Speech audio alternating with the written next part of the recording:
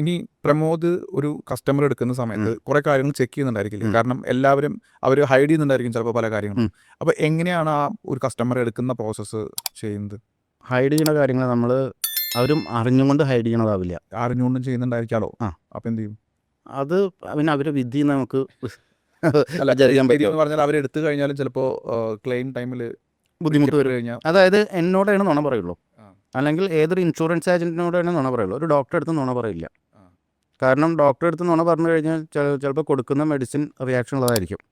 അപ്പോൾ ഡോക്ടറെ അടുത്ത് എല്ലാ ചരിത്രങ്ങളും പറയും. ഡോക്ടറെ ഫയലിൽ അതേപോലെ എഴുതി വയ്ക്കും. ഇതാണ് കമ്പനികൾക്ക് അയച്ചു കൊടുക്കുക ഹോസ്പിറ്റലിൽ നിന്ന്. ആ സമയത്ത് പറയും, പോളിസി എടുക്കുന്നതിനെക്കാട്ടും മുന്നേ ഈ അസുഖം ഉണ്ടായിരുന്നു, എടുക്കുന്ന സമയത്ത് കമ്പനിയോട് പറഞ്ഞില്ല, അതുകൊണ്ട് പ്രീ എക്സിസ്റ്റിംഗ് ഡിസീസ് എന്ന് പറഞ്ഞിട്ട് ആ ക്ലെയിം നിരസിക്കും. അവിടെ വേറൊരു ഓപ്ഷനും ഇല്ല. അതുകൊണ്ട് എല്ലാ കാര്യങ്ങളും സത്യസന്ധമായിട്ട് പറയണം.